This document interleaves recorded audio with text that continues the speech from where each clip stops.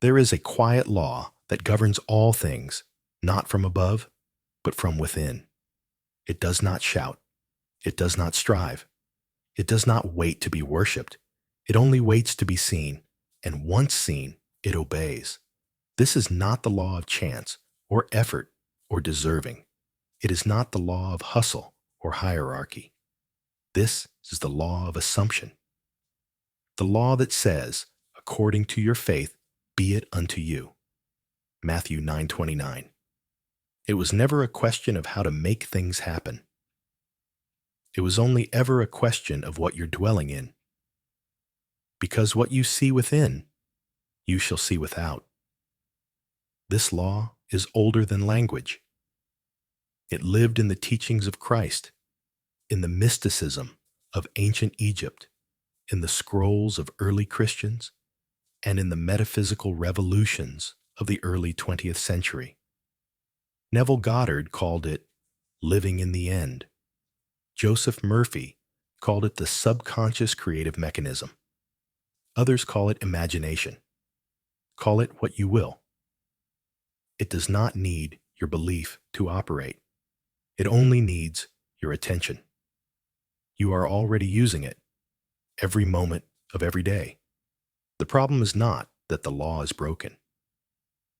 The problem is that it has worked too well, fulfilling the very fears, doubts, and stories you never meant to keep alive. This is not a guide for getting more. This is an awakening to what you've been giving life to all along. Once understood, this law returns the power of reality to its rightful place, not in the hands of fate, or the movement of the stars, or the judgment of others, but within your own awareness, because you are not at the mercy of what is.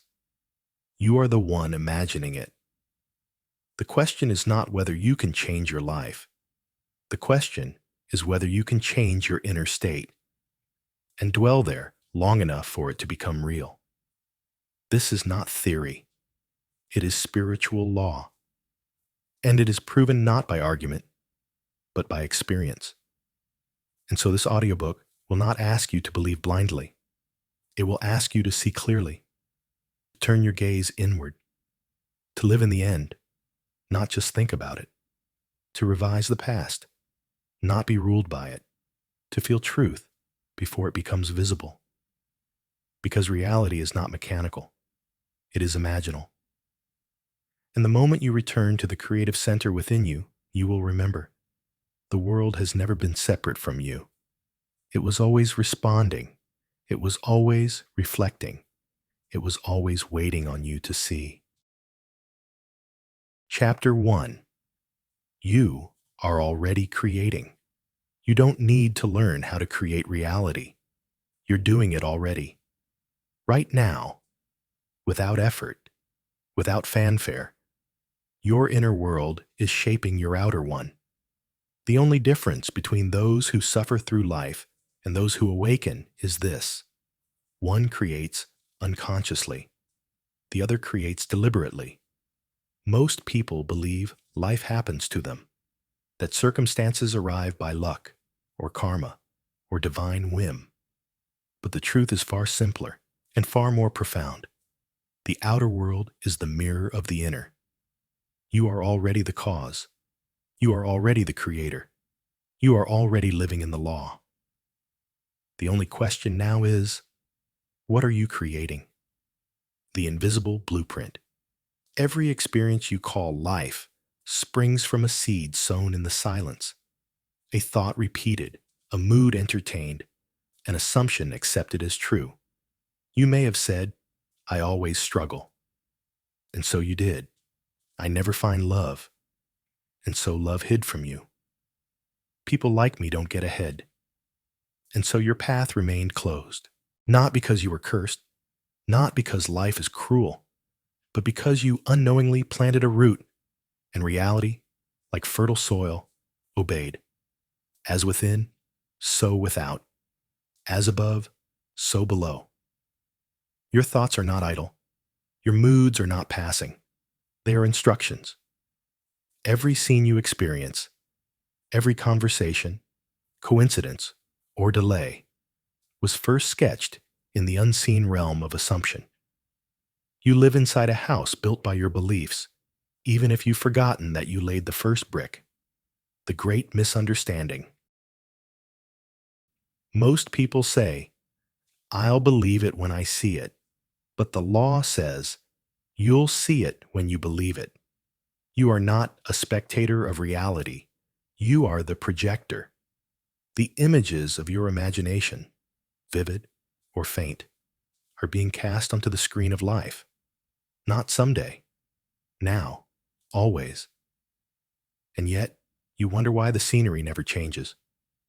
You've been rearranging furniture in the outer world, while the blueprint inside remains the same. You've been treating symptoms instead of touching the source. And the source is always your state of consciousness. Joseph Murphy once said, "Your subconscious mind takes your beliefs as commands. It doesn't question you. It does not argue. It only says, yes." Not a future skill, a present awakening. Let us be clear. This law is not something you must earn. You were born with it. The moment you imagined yourself, you created. The moment you assumed defeat, you created. The moment you clung to fear, or hope, or joy, you created. You have been using the law since childhood.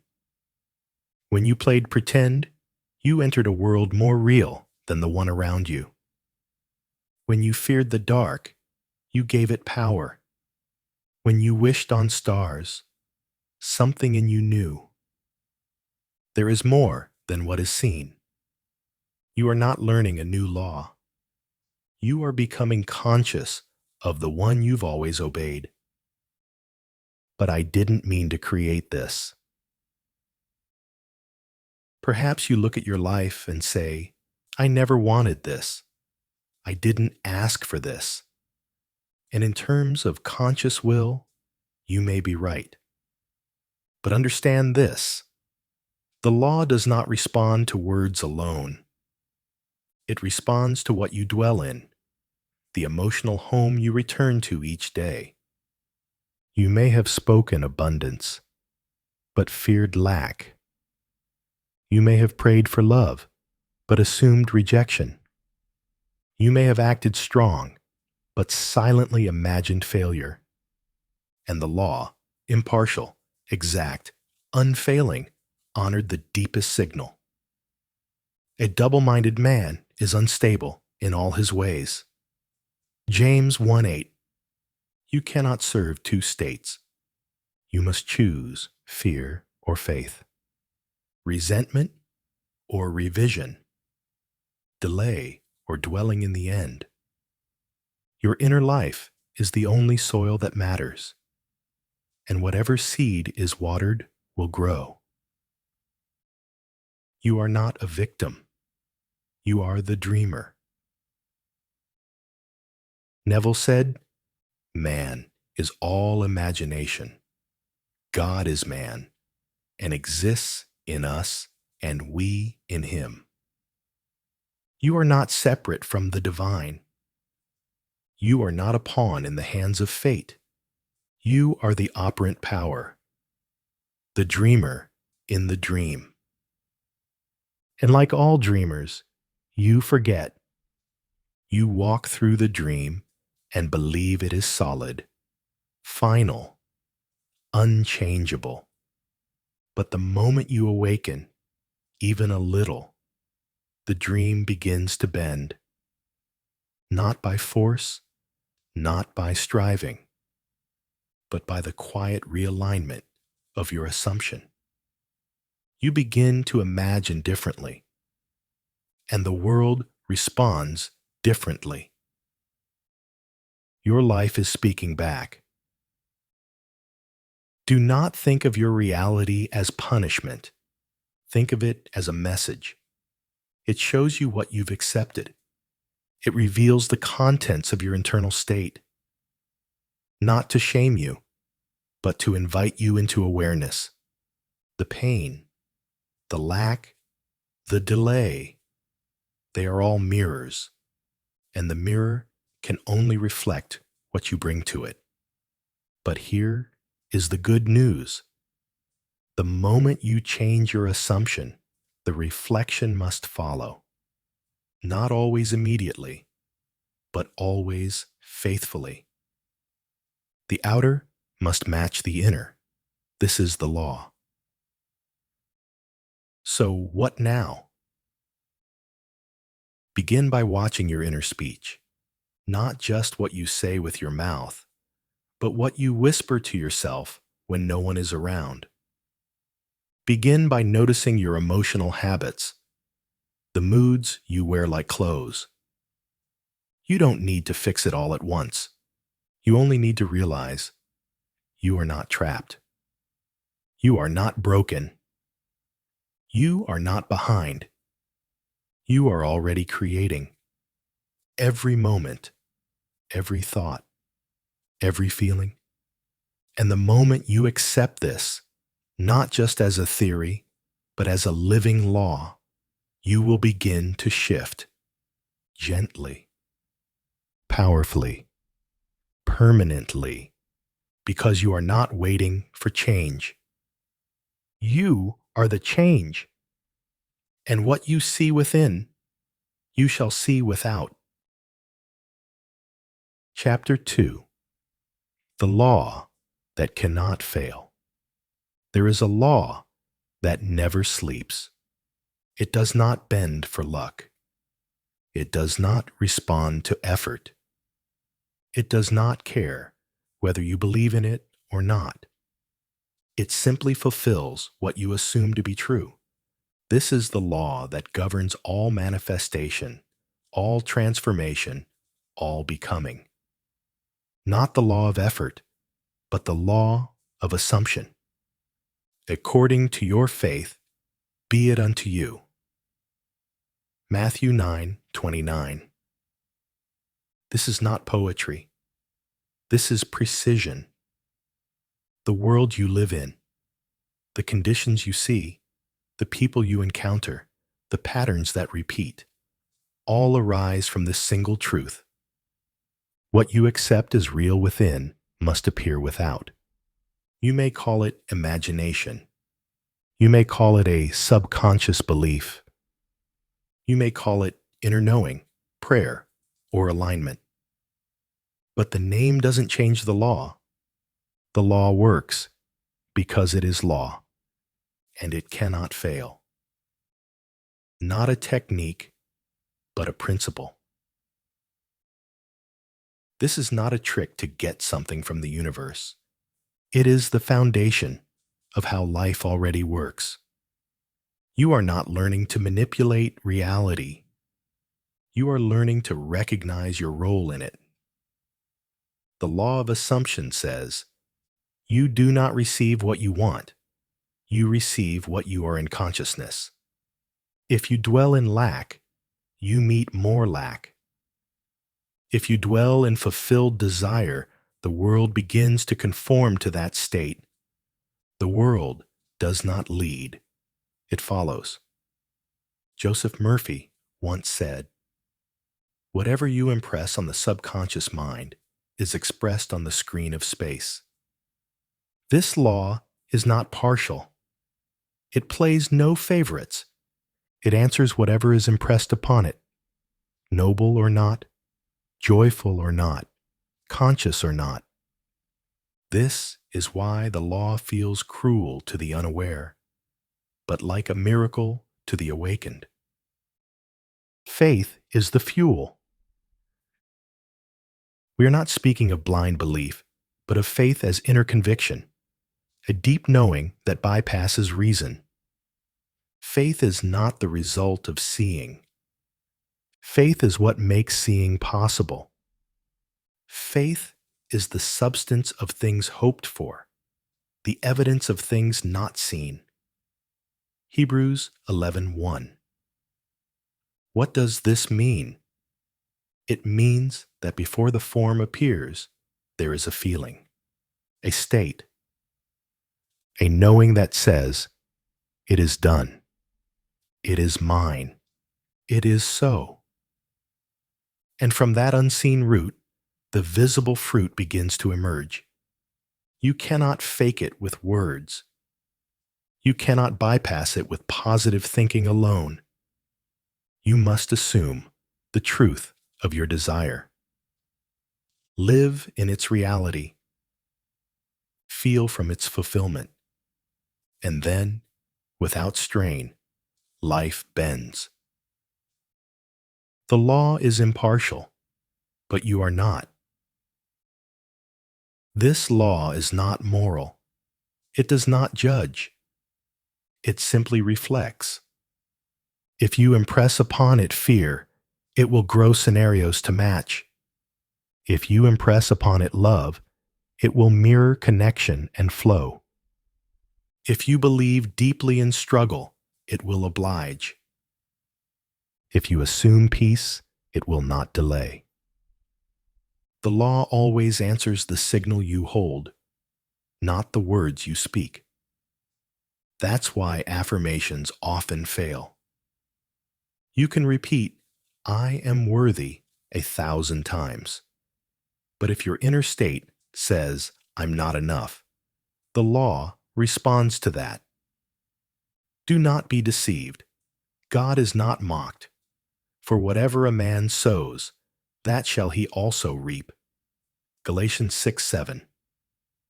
Your consciousness is the field. Your assumptions are the seeds. The harvest is inevitable. The secret Neville revealed. Neville didn't invent the law. He uncovered it. And he taught it not as an external formula, but as an identity shift. Man is all imagination. Therefore, man must be where he is in imagination, for his imagination is himself. When you live in the feeling of the wish fulfilled, you are not pretending. You are occupying a new identity. You are saying, I am no longer hoping. I am. This is not delusion. This is spiritual causation. You are not visualizing something to come. You are assuming it has already come and allowing life to catch up to your inner truth. This is why the law cannot fail. It must reflect the self you're being. But what if I doubt? Doubt comes from identifying with the visible world, from measuring reality by what the senses report. But senses are slow. They report the past, not the present moment of creation. Doubt says, I don't see it yet. But faith replies, it's already done. You do not destroy doubt by fighting it. You dissolve it by dwelling in the end. By feeling, thinking, and acting from the version of yourself that already knows. This is who I am now. This is where I live. This is what I see within. The longer you hold that assumption, the weaker doubt becomes, because your reality will begin to reflect your new state, and doubt cannot survive evidence. The bridge is already building. Once the assumption is stable, when you no longer revisit the old self, the old story, the law moves. Not through magic, through movement. Through coincidences, sudden opportunities, unexpected help. Neville called this the bridge of incident, the unfolding of life according to the state you now occupy. You don't have to figure out how. That's not your role. Your role is to remain faithful to the new state, even before a single thing looks different. Why? Because the law is not watching the world, it's watching you. You are the gatekeeper. You can no longer say, "I didn't know." The law has been revealed to you. And now, the question is not whether it works, but whether you will work with it. This does not require force. It requires surrender. A gentle, quiet decision to stop waiting for change and start assuming that it already is. You are the one who decides what's real in here. And what's real in here becomes what's seen out there. The kingdom of God is within you. Luke 17:21. This is not metaphor. It is spiritual law. You are the gatekeeper of reality, the shepherd of thought, the dreamer, and the dream. The law is already active. The question is, what are you ready to assume as true? Chapter 3. Living in the End. How to dwell in fulfillment. There is one act that separates the wanderer from the awakened. One shift that dissolves delay and draws the invisible into form. It is not striving. It is not hoping. It is not asking. It is dwelling in the end. To live in the end means to assume the feeling of the wish fulfilled. Now, not in imagination alone, but in identity, in consciousness, in being. Neville Goddard said it plainly. The secret of imagining is to think from the end. Not of it, not about it, but from it. This is not fantasy. This is the law. What does it mean to live in the end? Living in the end means inhabiting the version of yourself for whom the desire is already real. It means allowing your thoughts, your feelings, your posture, and your mood to arise from the state of fulfillment, not from the waiting room of someday. If you desire love, you move through the world as the beloved. If you desire health, you inhabit the energy of the healed. If you desire abundance, you let go of the question, how will it happen? And live from it already has. Therefore, I tell you, whatever you ask in prayer, believe that you have received it, and it will be yours. Mark 11:24. Not will receive. Have received. This is the language of the law. The end is a state, not a goal. Many confuse living in the end with setting goals or visualizing outcomes, but the end is not a checklist. It is a state of being. States are not achieved. They are assumed.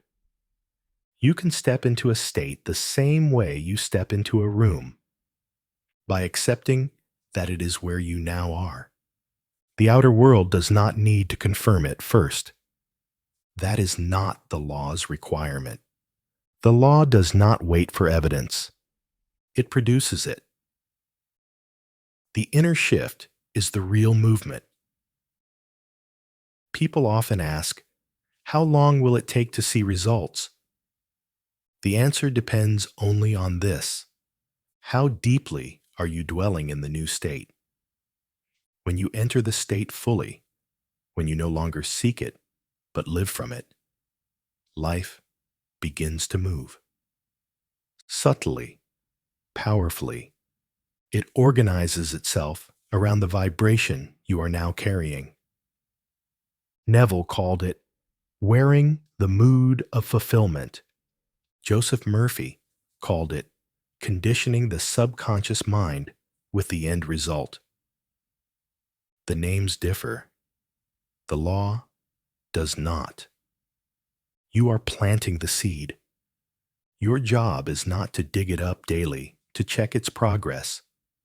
Your job is to live as though it is already done. And when your reactions, your self-talk, your emotional baseline begin to align with that version of you, the bridge to it appears. Stop waiting. Start dwelling. Waiting is the religion of the unawakened. Hoping is the habit of those who've forgotten their power. You do not wait for the outside to shift. You shift first, and the outer reflects. This is why your waiting has become suffering. You've outsourced your identity to circumstances. But when you live in the end, you no longer ask, when will it come? You already know the answer. It's here. And that knowing, that quiet, invisible shift, becomes the womb of every new reality. Living in the end is not pretending. You are not faking it. You are not lying to yourself. You are choosing to align with the higher truth. That assumption precedes form. Faith is not delusion. Faith is clarity that precedes confirmation. Call those things which be not as though they were. Romans 4:17. You are not making things up. You are waking things up. Every fulfilled desire already exists as a potential. The moment you enter it internally, you begin collapsing time. You begin calling it forth. And when you stay there, when you dwell, you water it with certainty. Emotional evidence, not physical evidence. The most powerful sign that you're dwelling in the end is not what you see. It's what you feel. There is a peace, a joy, a sacred stillness that enters you, not because the world has changed, but because you have. You are no longer waiting. You are no longer wondering. You are simply living as one who already knows. You smile before the door opens. You relax before the phone call comes. You give thanks before the blessing arrives. Because you already are. That's the mark of one who understands the law. Dwelling requires consistency, not perfection. Don't expect to feel the state perfectly every moment. You are human, and the old state may tug at you from time to time. But each time you return to the new state, each time you rehearse the end, feel it, live from it, you strengthen the signal. Over time, it becomes natural. And what is natural must be expressed. What you accept as true of yourself and your world is more powerful than any prayer. Neville Goddard. You do not have to convince the law to work. You only have to stop contradicting it. Practice the end in silence. Tonight, before you sleep, ask yourself, if my desire were already fulfilled, how would I feel? Then feel it. And fall asleep in that state. Let your final thoughts dwell in the end. Not in the absence, not in the question, not in the doubt, but in the knowing. And if you wake tomorrow and feel the old story returning, gently remind yourself, no, I do not visit the end. I live there. The law is not impressed by urgency. It is activated by assumption. The world is malleable to the one who dwells. Once you commit to living in the end, the world will begin to echo your state. People will speak words that affirm your new identity. Doors you could never have opened through force will swing wide. But even if nothing moves at first, stay, because the world cannot resist the one who dwells in fulfillment. The law is not optional.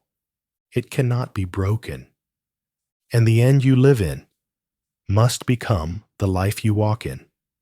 What you see within, you shall see without. But first, you must live there. Chapter 4. Feeling is the secret and the signal. You may hear these words 100 times. Assume the wish fulfilled. Live in the end. Dwell in the new state. But until you understand this, nothing moves. Feeling is the secret.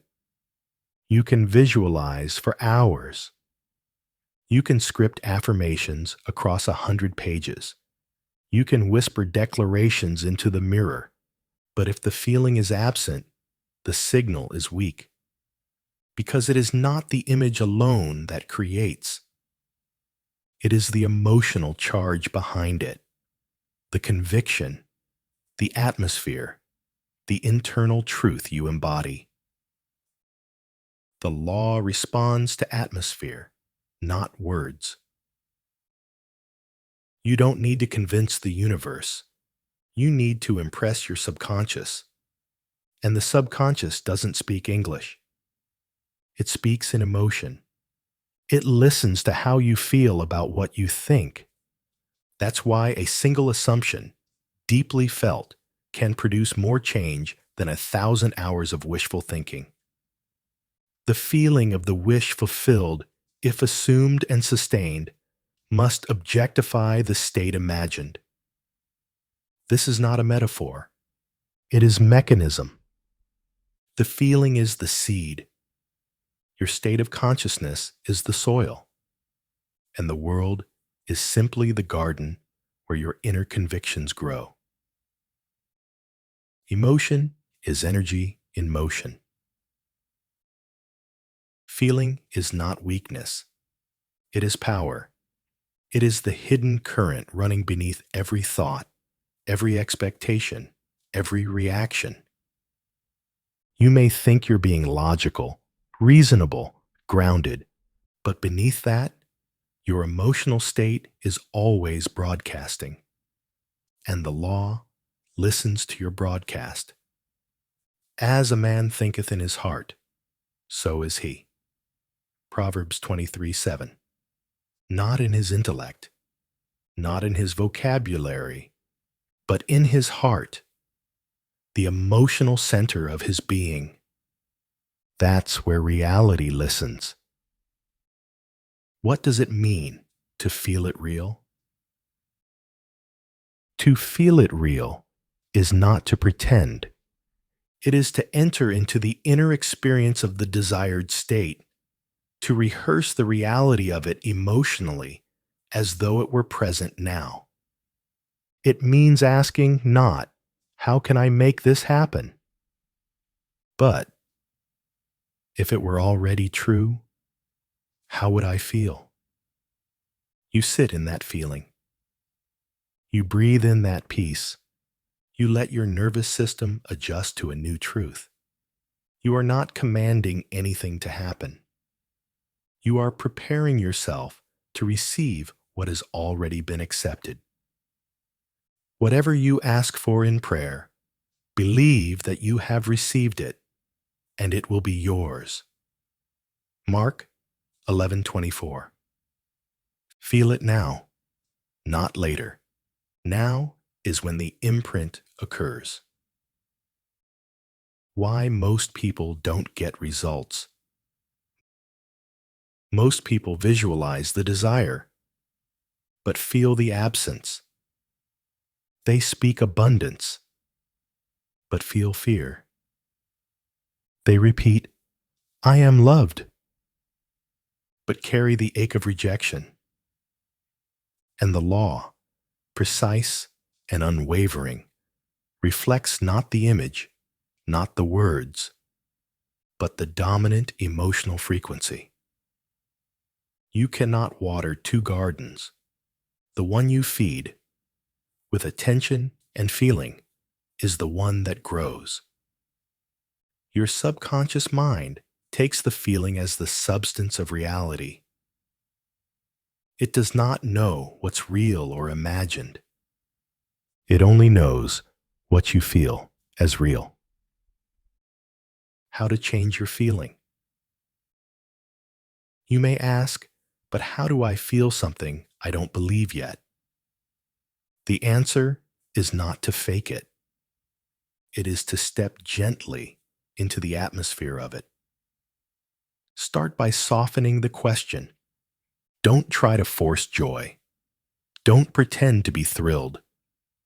Ask instead, what would peace feel like in my body right now? If this prayer were already answered, how would I breathe?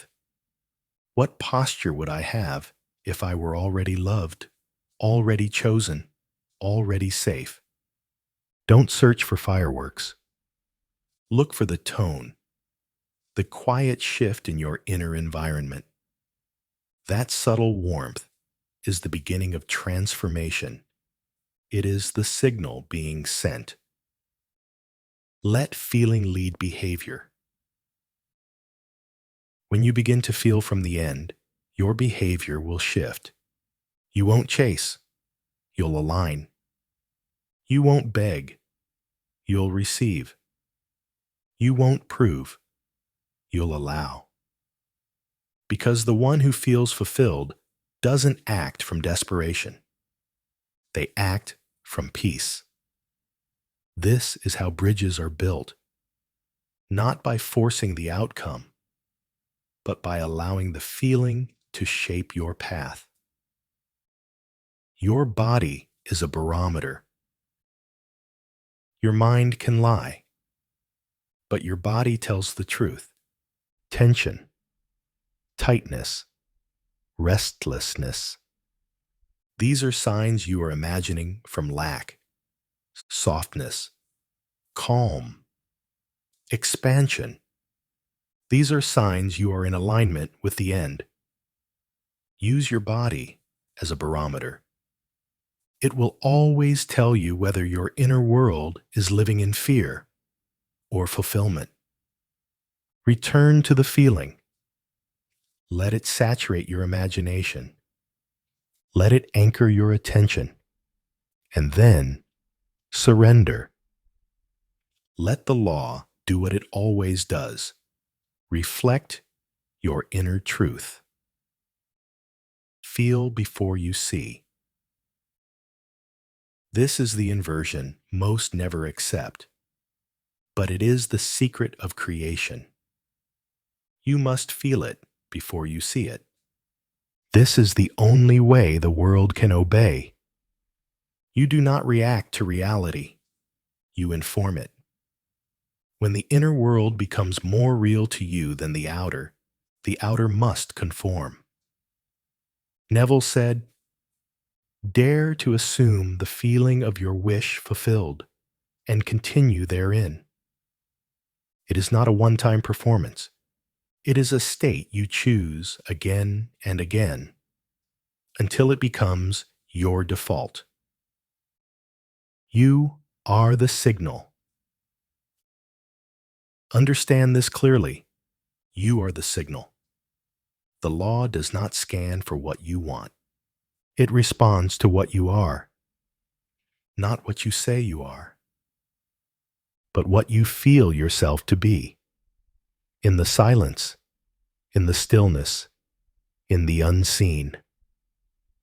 And when that feeling becomes your dwelling place, your home, the law responds, the world shifts, the door opens, the answer arrives, not because you forced it, but because you finally remembered what has always been true. Feeling is the secret, and what you see within, you shall see without. Chapter 5. Revision. Turning the wheel backward. Most believe the past is final, fixed, untouchable. But what if the past was never set in stone, only sustained by memory? What if you could reach back, not with your hands, but with your imagination, and rewrite what was? Neville called it revision. Not denial, not fantasy, but an act of divine authorship. The past and the present form the whole structure of man. They are carrying all of its contents with it. Any alteration of content will result in an alteration in the present and future. The law does not stop working once an event has passed. It continues to build your world based on what you believe happened, even if that belief brings pain. But here lies the secret. The law accepts your revised memory as readily as the original one. Your mind is the pen. Your feeling is the ink. And reality is still being written. The past isn't dead. It's repeating. You may think what happened yesterday is over. But if the emotion still lives, if the scene still echoes inside you, then the past is still operating. It's not history. It's momentum. A single argument, a moment of shame, a painful rejection. You may have survived it. But if you continue to relive it emotionally, you're unconsciously instructing life to mirror it again. And it will. Until you revise. Revision is the reset button. To revise is to mentally replay a moment, not as it happened, but as it ought to have happened. You take the same stage, the same actors, but you change the script. The insult becomes praise. The silence becomes kindness. The closed door opens. Not to deceive yourself, but to deliver yourself. Be transformed by the renewing of your mind. Romans 12:2. And this renewal is not just about the future. It includes the past. Because as long as the past lives in you, it creates the emotional mold of what's allowed next. How to practice revision. Choose a moment that stings, not decades of pain. Just one scene, one conversation, one letdown. Then close your eyes and imagine it again. But this time, you change it. You hear the words you wish were spoken. You see yourself calm, not reactive. You witness a new ending. Don't force it. Don't overthink it. Feel it. Live in it. Let it play out differently until it feels natural. Then, let it go. You have just altered the structure of your inner world, and the outer world must respond accordingly. It's not just about healing. It's about authority. Revision is not only about feeling better. It is about reclaiming authorship. Most people are ruled by memory. They carry forward the emotional debris of every wound and wonder why the same patterns return. But to revise is to say, I no longer carry this pain into my identity. It is not escapism. It is the most honest form of spiritual authority. Because you are not the victim of what was, you are the creator of what is and what will be. And the moment you revise the root, you change the fruit. But isn't that lying? No. The lie is believing you are forever bound by what has been. The lie is imagining yourself powerless. The lie is replaying scenes that shame you and calling it truth. Revision does not falsify the facts. It transcends them. Let the weak say, I am strong. Joel 3:10. This is not denial. It is declaration. And what you declare, repeatedly, emotionally, faithfully, becomes your lived experience. The law obeys the revised image. Understand this. Your subconscious does not distinguish between real and imagined, only between emotional and neutral. If the revised scene is more emotionally charged than the original, it becomes dominant, and the law, like a perfect servant, obeys it. People shift. Circumstances shift. What once seemed final begins to unravel and reassemble around your new inner script. Sometimes the change is external. Sometimes the change is internal.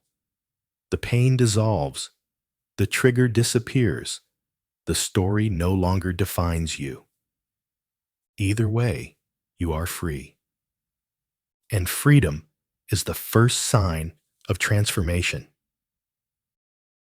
Daily revision. Neville taught, revise your day before sleep. Whatever went wrong, revise it. If you were spoken to harshly, replay it with gentleness. If you hesitated in fear, rewrite it with confidence.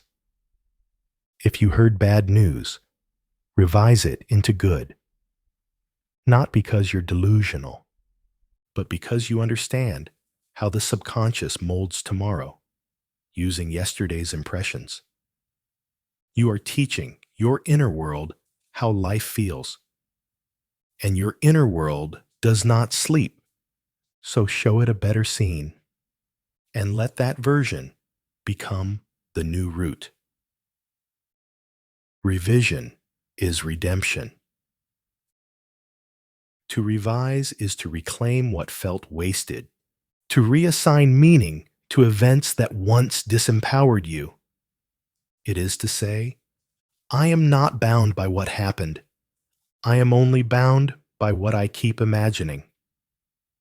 Jesus spoke of forgiveness not as moral superiority, but as liberation from loops. Though your sins be as scarlet, they shall be white as snow. Isaiah 1:18. Revision is forgiveness in motion. It sets you free by changing the inner structure of what you carry forward. Use it boldly. If the law is truly yours, why not test it? Revise conversations. Revise missed opportunities. Revise childhood wounds, old patterns, financial regrets, and each time, feel the new ending as real. Dwell in the peace it brings. Fall asleep in that new state, because your past is not your prison. It is your palette. And imagination is the brush that paints again. What you revise within, you shall redeem without. The wheel of time may turn forward, but with imagination, you can turn it backward. And when you do, the future changes with it. Chapter 6. The Bridge of Incident, when the path unfolds itself. Once the assumption is made, the bridge appears, not always in thunder, not always in light, but it appears. Life begins to move. Quietly, intelligently, with a wisdom that no mind could predict.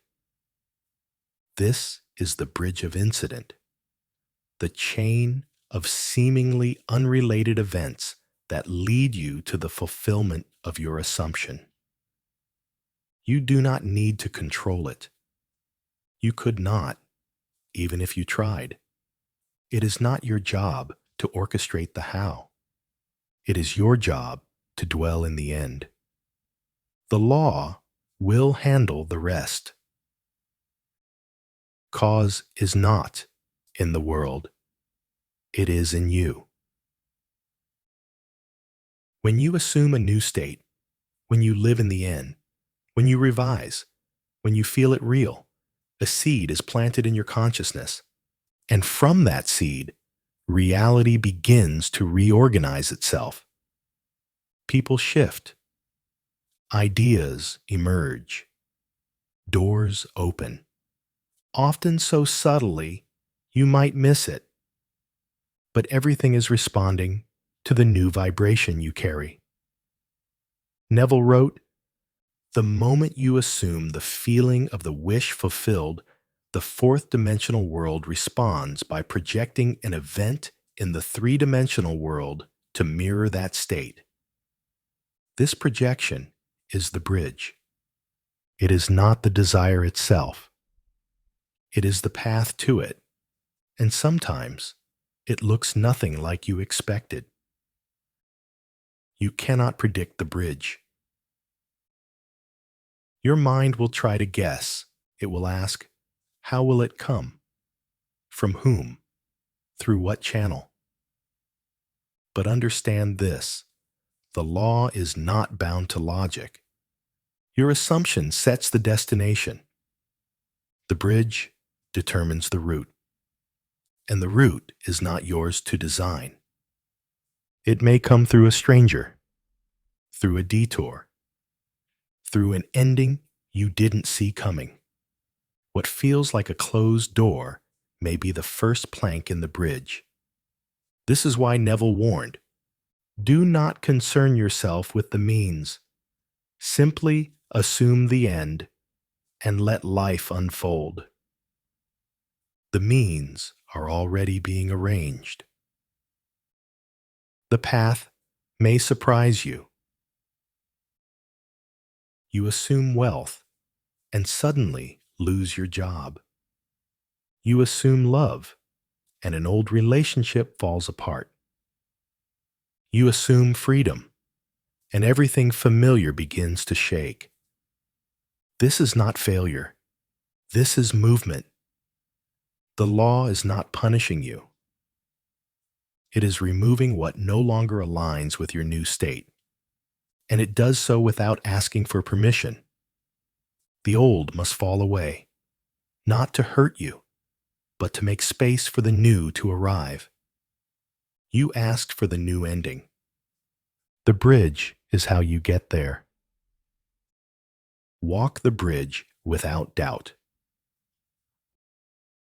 Once the bridge begins, your only task is to walk it without contradiction. Do not revisit the old state. Do not ask, is it working? Do not stare at appearances and lose faith. For we walk by faith, not by sight. 2 Corinthians 5:7.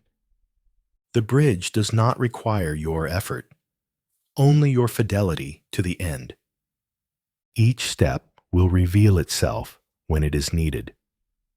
You may not know what's happening, but something deep within you will whisper, this is part of it. Keep going. And if you listen, if you stay loyal to the unseen, you will arrive. It may not feel magical. The bridge of incident is often ordinary, a phone call, an idea, an email, a chance meeting. It won't always feel supernatural until you look back. Then you will see the perfection of its timing, the genius of its alignment, the impossibility of coincidence. And you will say, only the law could have done this. Trust in the Lord with all your heart and lean not on your own understanding. Proverbs 3:5. You are not meant to understand every step. You are meant to trust the unfolding.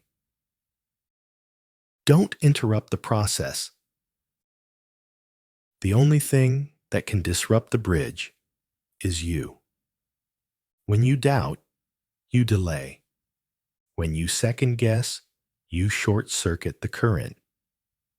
When you chase, you confess that you do not yet have. But when you rest in the state, when you carry yourself as one who already is, the bridge strengthens beneath your feet. It forms without effort, because it must. The law is mechanical in its loyalty. It cannot betray the state you faithfully inhabit. Clarity comes in hindsight. You won't always see the connection while you're crossing the bridge, but when you look back, when the desire is fulfilled, you will trace every twist, every delay, every detour, and see how they had to happen. What once felt wrong will make perfect sense. What once felt lost will be revealed as grace. And you'll realize the bridge was not a detour. It was the direct route, hidden in disguise. The law never wastes a step. It only asks, will you stay in the end, no matter what the middle looks like? A living example. You assume success, but are met with silence. No response, no results, just stillness. But then, a message comes.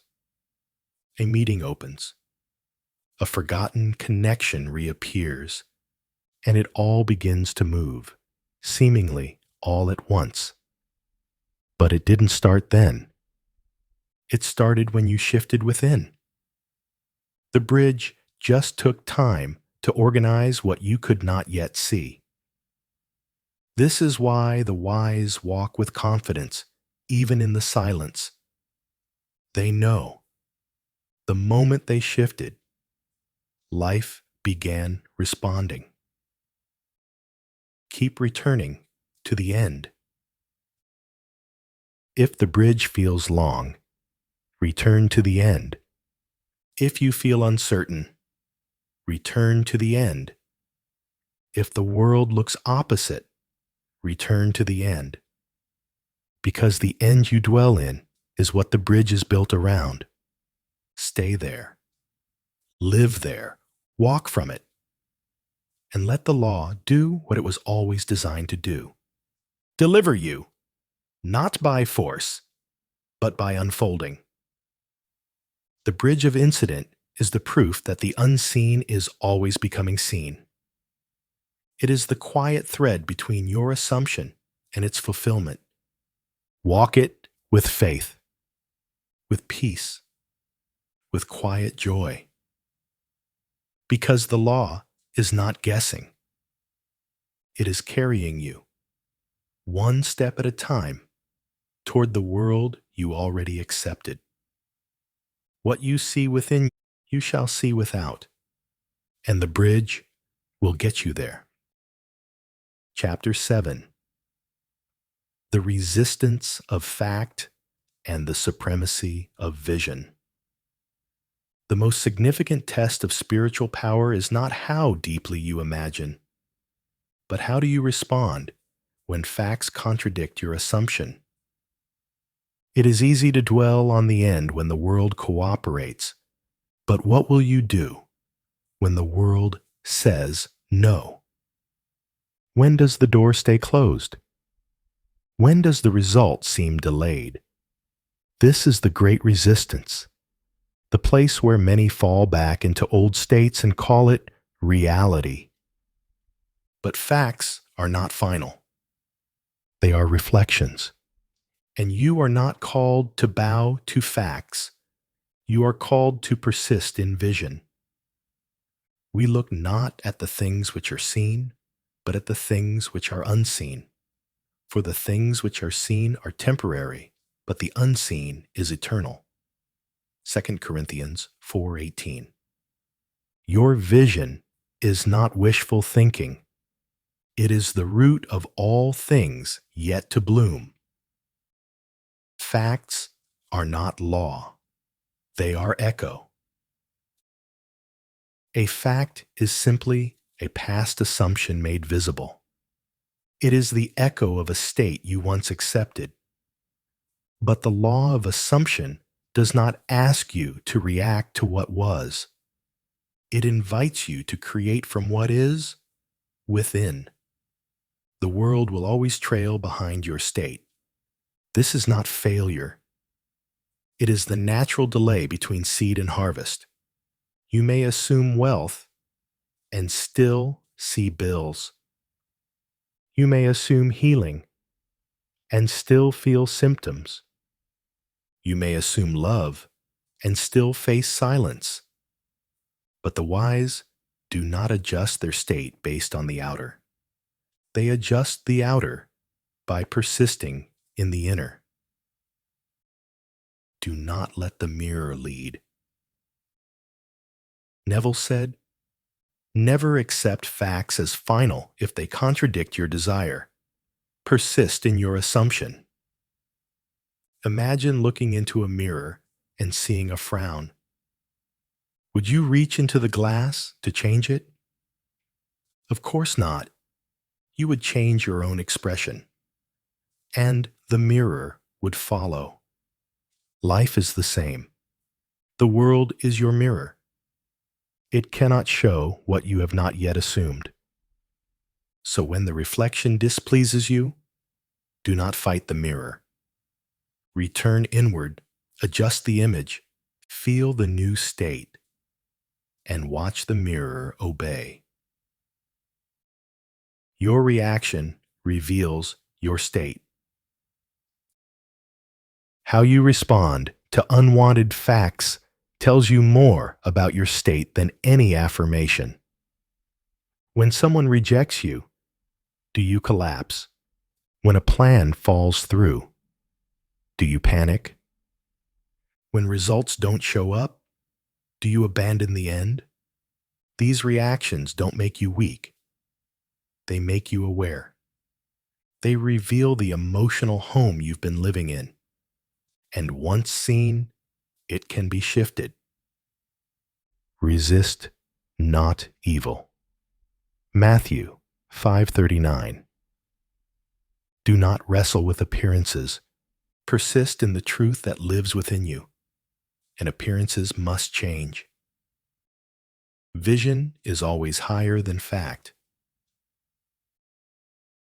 To walk by vision is to live above circumstance, not in denial, but in dominion.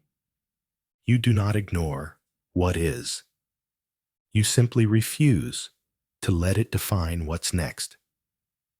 Vision says, I see something greater. I accept it now, even if the world disagrees, because the world cannot resist one who refuses to come down from their inner mountain. The facts may scream, but vision whispers. And the whisper is what shapes tomorrow. Write the vision and make it plain. Though it tarry, wait for it, because it will surely come. Habakkuk 2:2-3. It will surely come, but only if you don't come down. Do not worship the delay. The most dangerous form of resistance is not the fact. It is the belief that the fact has power. When you stare at a closed door and call it your fate, you make the delay your deity. But the law is not loyal to delay. It is loyal to your state of consciousness. When you dwell in the end, even in the silence, the bridge continues to form. The delay does not mean the law has failed. It means the law is still unfolding. Your role is not to chase the outcome.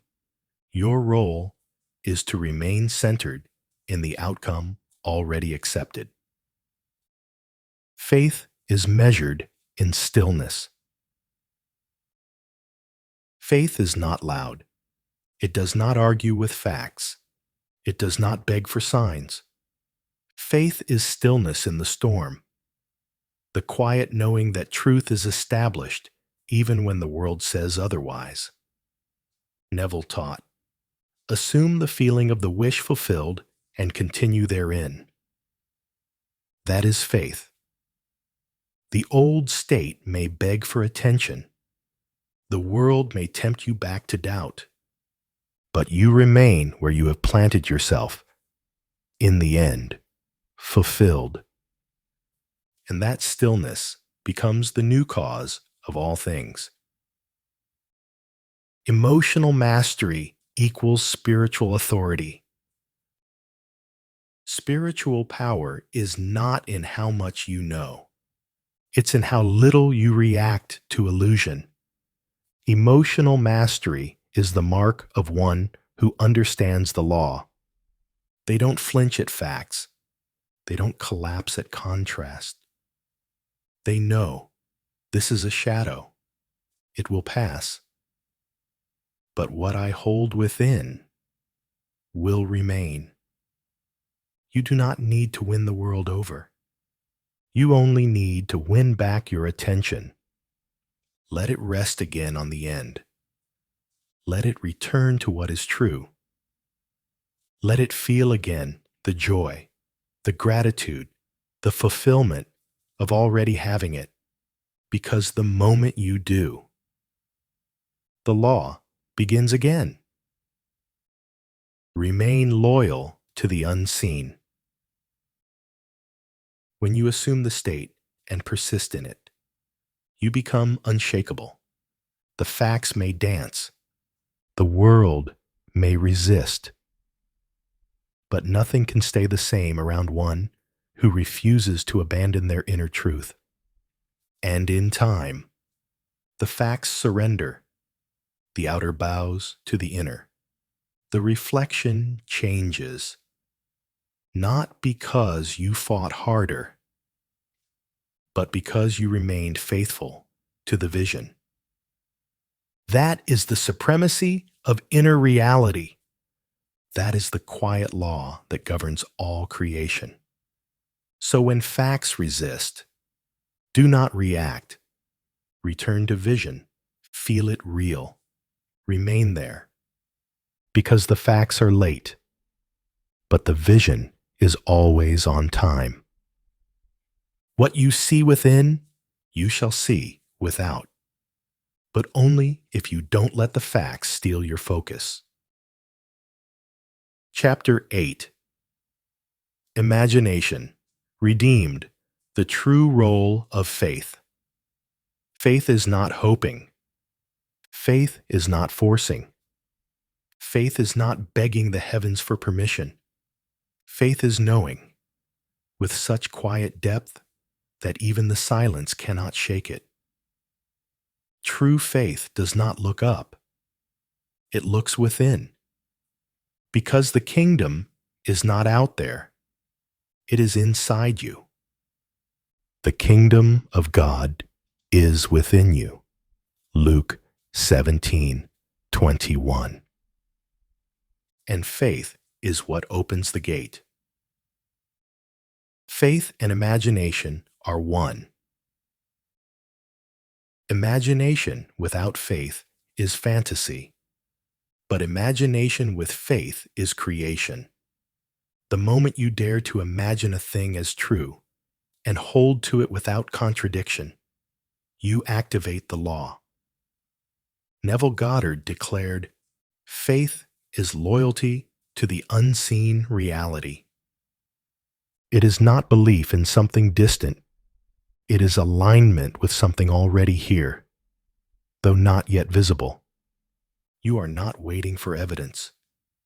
You are becoming it. This is why the outer world must follow, because faith is not a reaction. It is cause. The modern misuse of faith. In today's world, faith has been diluted into wishful thinking. Have faith, they say. While bracing for disappointment, they call it surrender, but deep down, expect to be let down. But this is not faith. This is emotional insurance. Real faith carries no plan B. It stands tall in the unseen and declares, "It is done." Not someday, not if conditions improve. Now. And that internal posture becomes the mold through which life is poured. Faith is assumption embodied. When you assume the wish fulfilled and feel it real, you are not trying to believe. You are being the one who already has. This is faith. Now faith is the substance of things hoped for, the evidence of things not seen. Hebrews 11:1. Substance, evidence, not theory, not concept. Faith is a present tense conviction that the unseen is more real than what the senses report. And when you dwell in that conviction, the unseen must become seen. The world has no choice but to echo the substance of your belief. You are always living by faith. But in what? Everyone lives by faith. The question is, in what are you placing it? You may have faith in failure, and it shows up. You may have faith in rejection, and it repeats. You may have faith in nothing ever works for me, and the law obeys. The law does not judge your assumption. It only fulfills it. So if you must place your faith somewhere, place it in the vision that sets you free. Faith is not passive, it is creative. Faith is often misunderstood as waiting with hope, but hope waits. Faith creates. Faith walks, speaks, thinks, and feels as though the end were already here. Because to the one who walks by faith, it is. Joseph Murphy once said, "Faith is the power of your subconscious to act on the mental image you accept as true." Faith, then, is not just belief. It is mental agreement. It is emotional partnership with your assumption.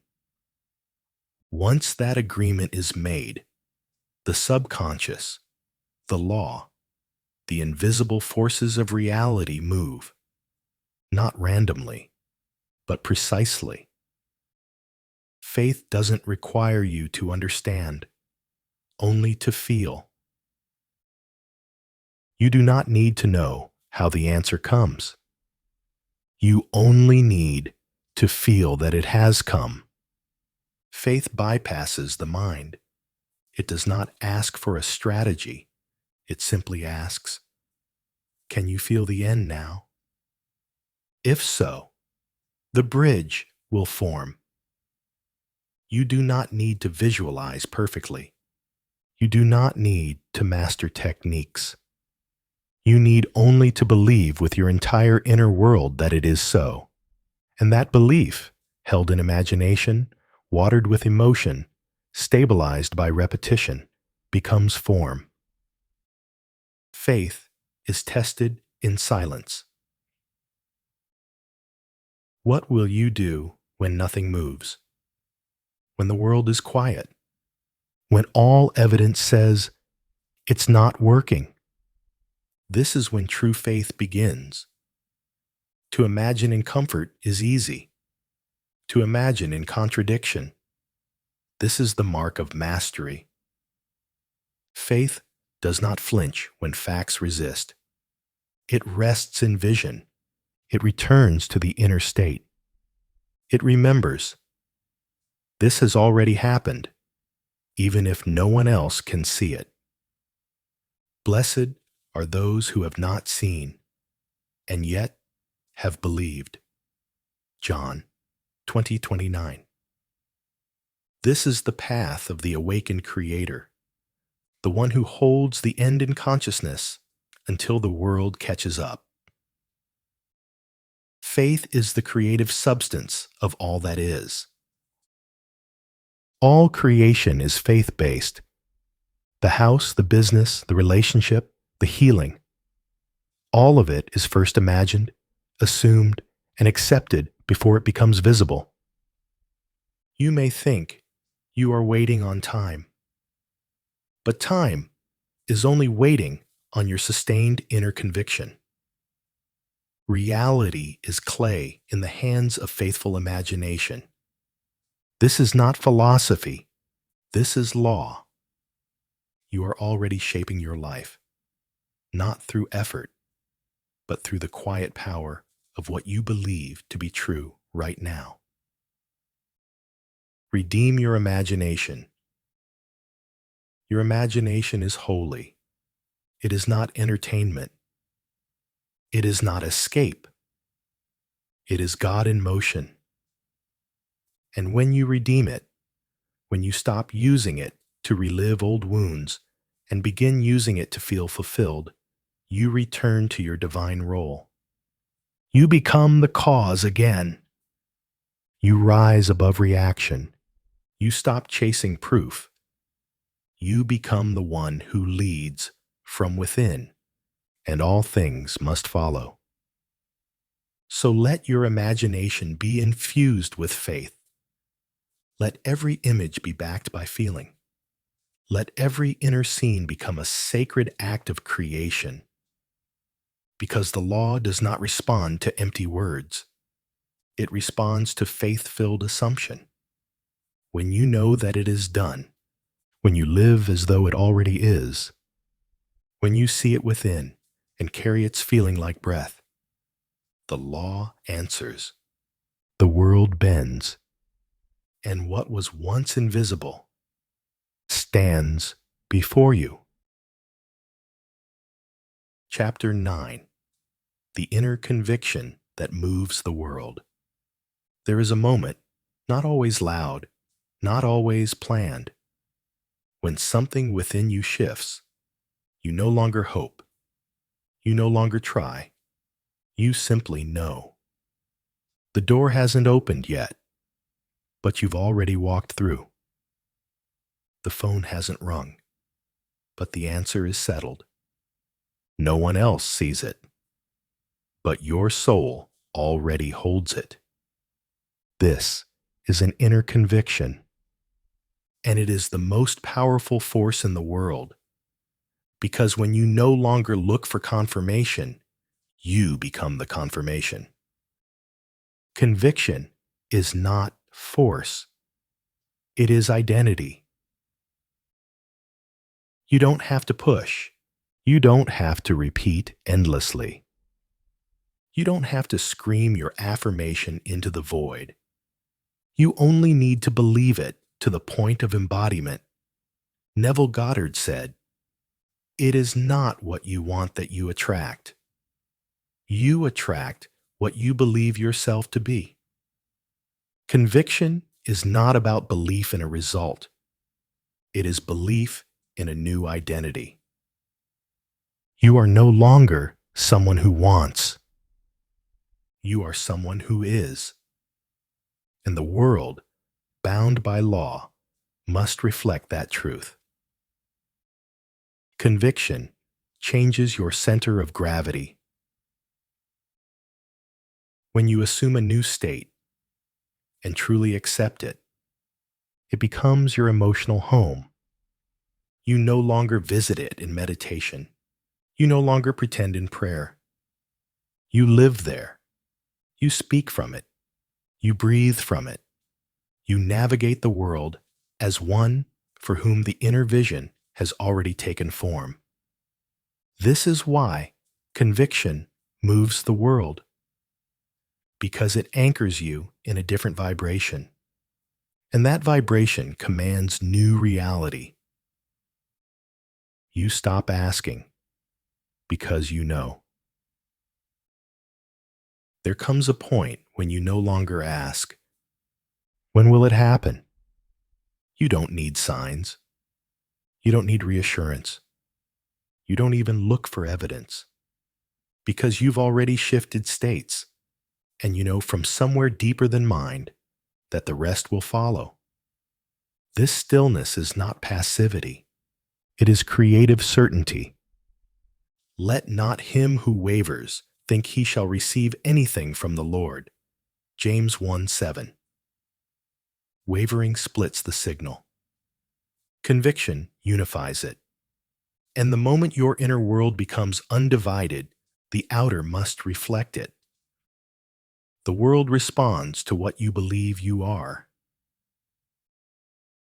Do not look to others for validation. They cannot see what you are not yet fully being.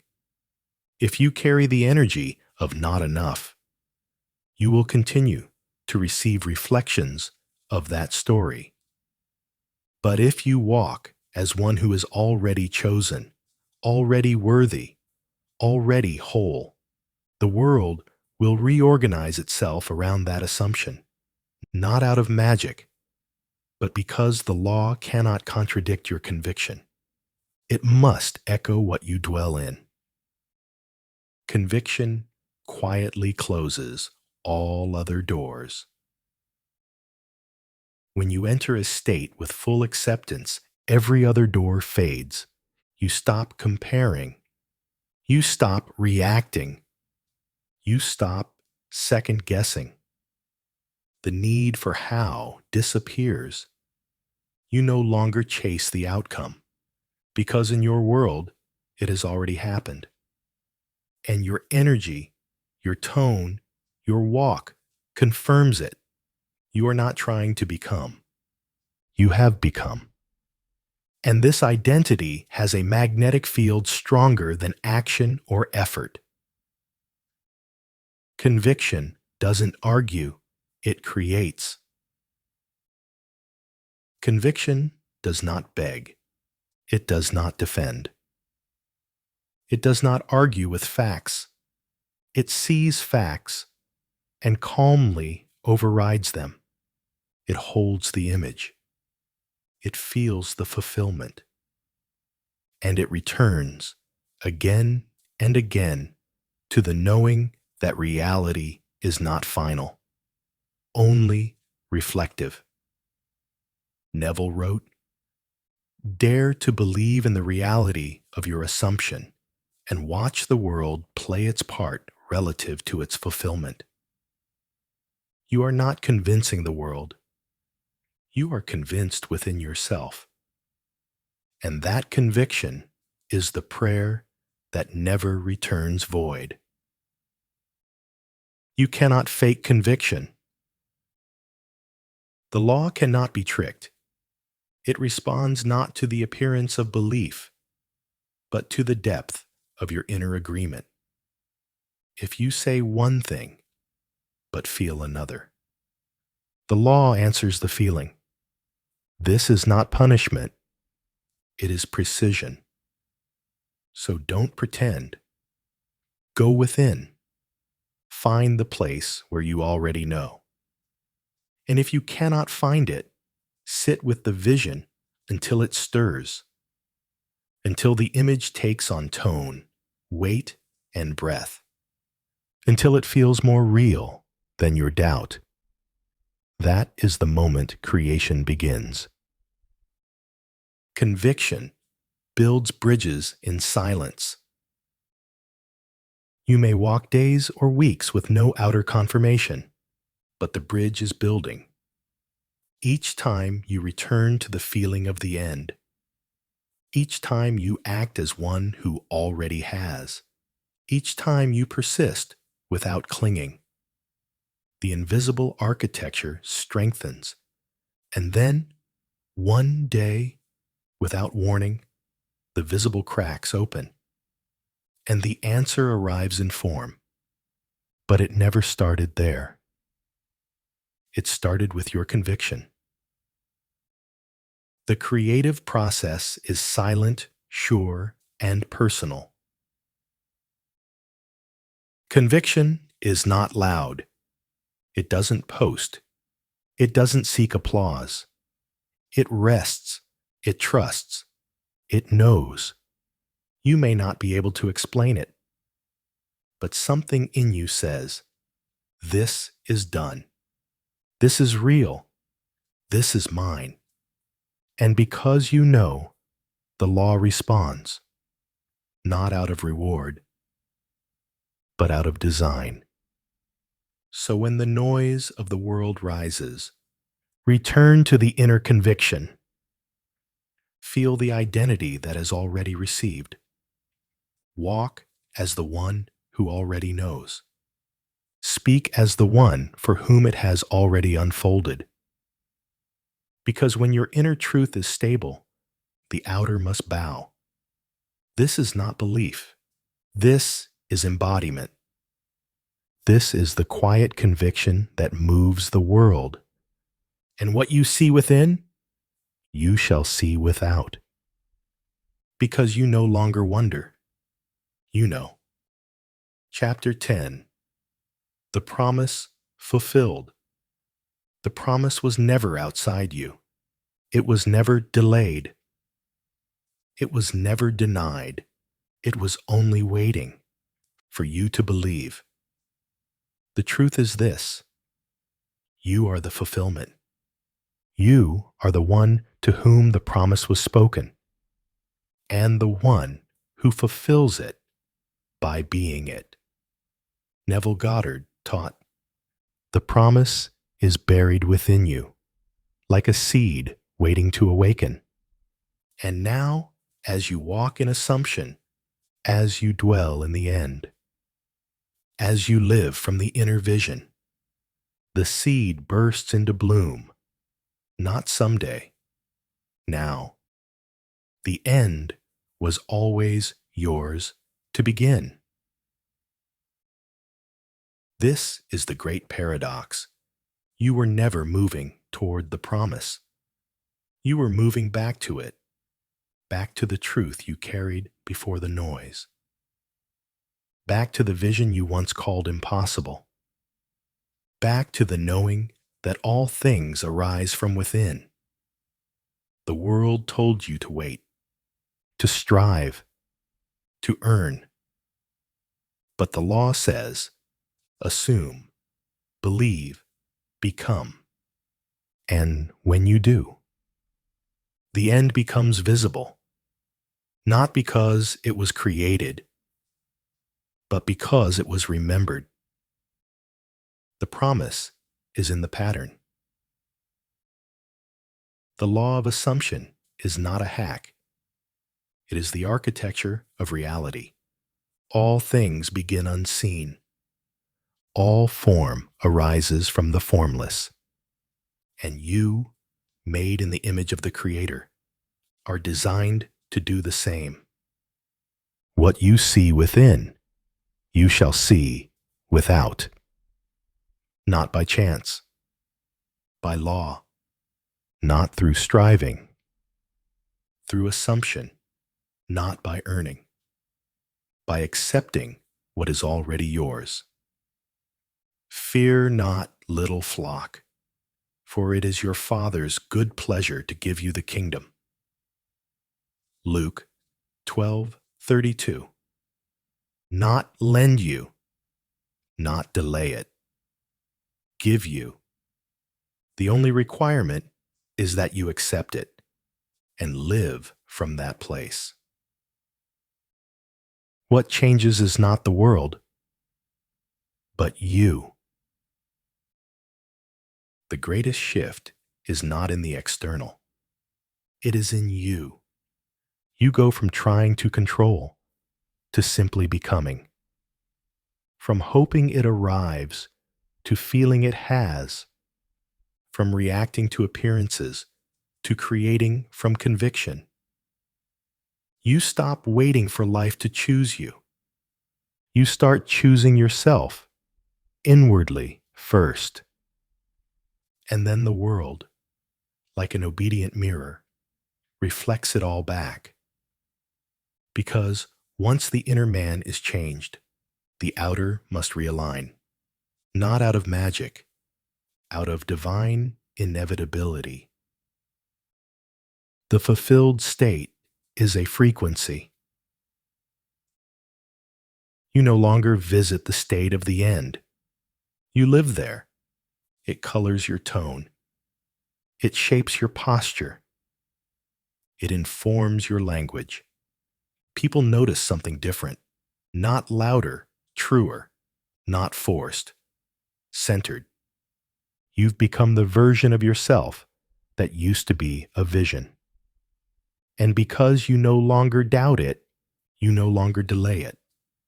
It is done unto you as you believe. Matthew 9:29. You believed, and now it is done. No one can take this from you. There will still be storms. There will still be noise. But once you've tasted the end, once you've felt its reality, nothing can take it from you. Not rejection, not delay, not silence. Because the real fulfillment is not the result. It is the knowing. And once that knowing is seated in your being, the world cannot unseat it. This is the freedom Neville spoke of. The liberation from outer control. The awakening to inner cause. Your life becomes the proof. You no longer need to convince others. You no longer need to argue with those asleep, in fact. Your life becomes the proof. The way you speak. The peace you carry. The results that come, unhurried and exact. You become the living evidence of the law, not by shouting it, but by embodying it. And others will ask, how did you do it? And you will say, I accepted it within, and the world responded. You are the channel, not the chaser. You no longer chase anything, because you understand now. You are the channel, not the beggar. You are not here to pull things in by force. You are here to align and let them come through you. This is not passive. This is power. To assume the state. To feel it real. To walk as though the unseen is already seen. That is creation. That is the promise fulfilled in real time. That is how worlds are made. The seed has bloomed, but it was always there. You may feel new, but you were always this. The vision you held, the prayer you whispered, the end you imagined. It was never outside of you. It was the deeper self calling you home, the higher self remembering. Now, you don't just know the law. You are the law in motion. You don't just read the promise. You live the fulfillment. This is not the end of the journey. It's the return to the truth you carried all along. So go on. Assume boldly. Create freely. Imagine fully. Let the world mirror your inner certainty, again and again. And every time doubt whispers, return to this. You are not hoping. You are not waiting. You are already dwelling in the end. And because you see it within, you shall see it without. This is the law. This is the pattern. This is the promise fulfilled. Thank you for listening to Make Reality Easy. If this message spoke to you, Feel free to revisit it anytime you need to return to the truth.